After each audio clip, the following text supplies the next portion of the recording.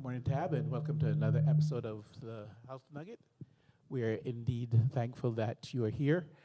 And today I want to talk about a topic that may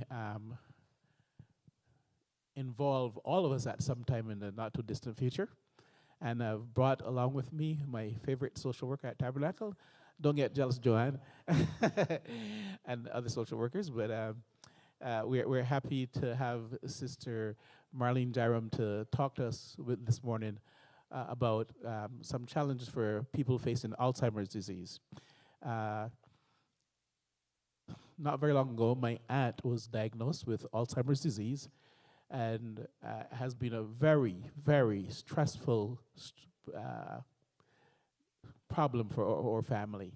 And recently, she has gone to end stage Alzheimer's, where she doesn't walk and hardly eats anymore. And last 2 weeks ago, we thought she was actually going to die, but she has overcome that to some degree for a short while. And I thought it good to discuss this issue this morning. So, and I want to look at it primarily from the point of view of caregivers, what we should do to help our family members when this particular problem comes up, and how, as church members, we can reach out to other caregivers who are going through the challenging time. So, Sister Jairam, could you tell us a little bit about how caregivers can cope with this particular challenge, and including what they face and what we need to do? Yeah. Okay, so before we get into that, I'm going to go briefly into something real quick with dementia and Alzheimer's. So just think about seasons. You know, we have different seasons in our lives. We go through different developmental stages.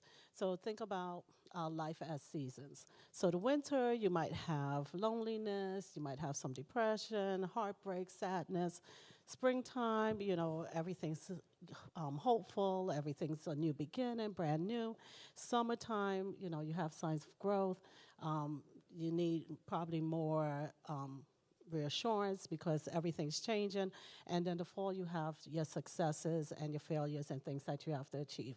So Alzheimer's is a disease that tends to happen to people in mid-60s, sometimes later. There are some stages, sometimes it's a little earlier. So those are early signs of dementia and Alzheimer's. But you also have rare occasions when it happens at age 30, which a lot of people don't realize. So, and it's usually a gradual process. It's not like overnight you say, oh, this is what's happening. No, it's something that's usually gradual, and sometimes it takes a lot for caregivers and even the patient themselves to realize that they're suffering with this. So let's take a little look at far as who's affected by it and what happens. So you have a lot of caregivers, and most of our caregivers we know are actually middle-aged themselves. So, and we tend to call them the sandwich generation. And why we say the sandwich generation is because a lot of them are dealing with their own children, and then they're caring for more than likely their parent. The majority of caregivers we know are also females. It's sad to say most of the household incomes are like 50 grand or less. So you have the lowest socioeconomics, you're trying to care for your child, and you're trying to care for someone who is suffering with dementia or Alzheimer's. So basically, that's a burden on its own. So caregivers tend to have overwhelming challenges, economical, they also have emotional, you know, it's a lot going on with them. So when you're thinking about Alzheimer's, we know that that's usually said to be one of the slow deaths, right? So the person is fading away right before your eyes. They don't tend to realize who you are, or go ahead. That's what's happening to that's exactly what's happening to my aunt right now, and it's really painful. She doesn't even know me anymore. You know, it's very, very painful. Yes, and so caregivers tend to get frustrated, and you're going to go through the different stages of grief. I'm just going to touch really quick because I know we're out of time. We're good? Okay. So the stages of grief, we have the denial, the anger, guilt, bargaining, sadness, depression, acceptance.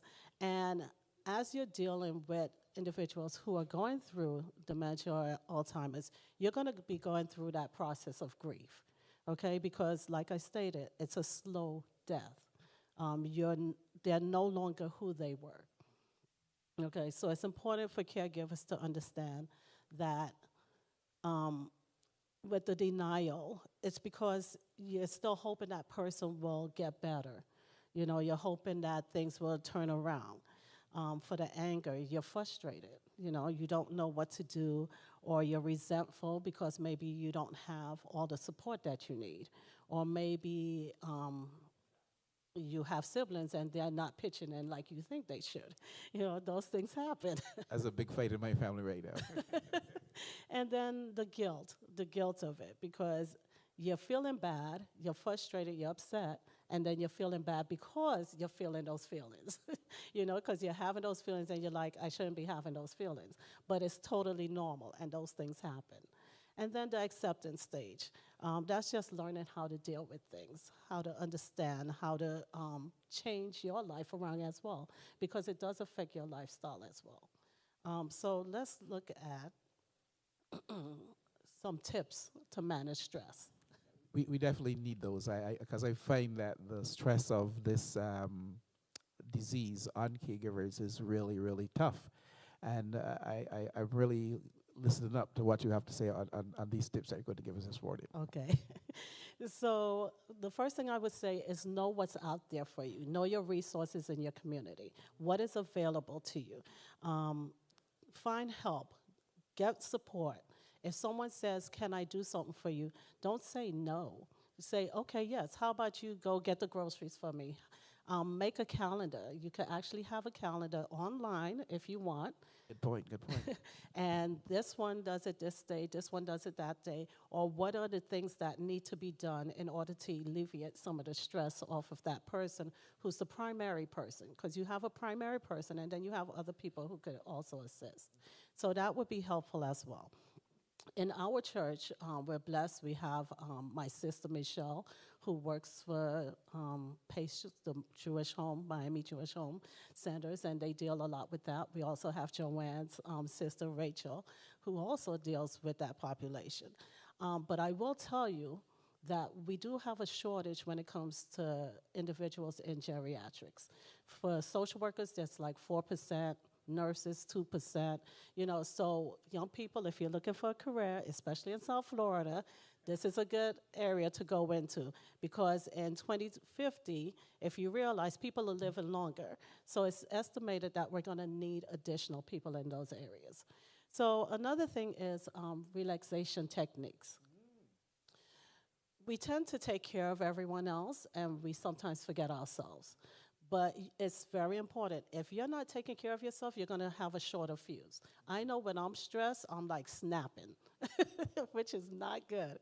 But when you take time to even take a long walk, maybe a hot bath, I like the spa. What do you like? I like to walk. Okay, so walking. You have to get some time for yourself to just get out there and take a minute, take a breather. Get moving. We know that exercise is important. Dancing is also important.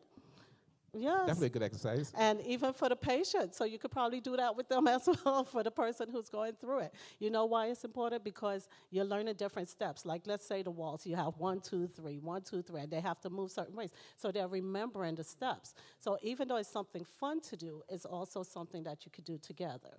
My aunt used to like to dance a lot, but now obviously she can't move anymore, so we're stuck. Okay. So then play music. Play the type of music that that person used to like to hear as well. And then find time for yourself. That is so vital, so important, and a lot of us don't do it. I will say, when you're going through this process, it is important for you to face your emotions, face your feelings, and know that whether it's positive or negative feelings, that it's okay to have those feelings, and that it's common to do it as well. And prepare yourself for the loss, because you're going to feel that grieving throughout.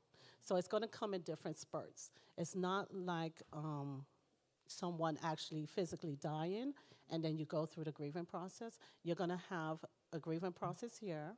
You might be okay for a month or a couple of months, and then you're going to have another grieving process. So it's important for you to acknowledge that as well. And then educate yourself about the disease and what happens and what different things are there that you could do as well. And of course, just like any grieving process, it's going to be different for everyone. So while I might be able to handle something one way, you might not be able, or vice versa. So it's okay not to be okay. And I think a lot of times we don't tell people that. It's okay to be angry with the person, not to take out the anger on the person, but to be angry. And maintain a sense of humor. Yes, you're going through something. Yes, you're going through something, but you need to maintain a sense of humor. We know that even in the medical field, doc, a lot of times this person's mental state or mindset does a lot as far as their health. Take care of yourself as far as eating, sleeping, exercising, getting plenty of rest. One good thing, too, is financial planning, the legal things. You want to try to do all of that up front, like maybe in the early stages, as you see things are progressing. So that way the individual also has a say in it. There's a lot of legal documents that you get online that you don't necessarily need an attorney for, but you can use an attorney if you think that would be a better fit for you and your family and your loved one. And as I stated, just become aware. Alzheimer's Association has a lot of services and different things that they offer as well. And then Psalms chapter 1 teaches us that by putting our delight in the study of the ways of the Lord, that we will be like a tree rooted by the streams and produce good fruit.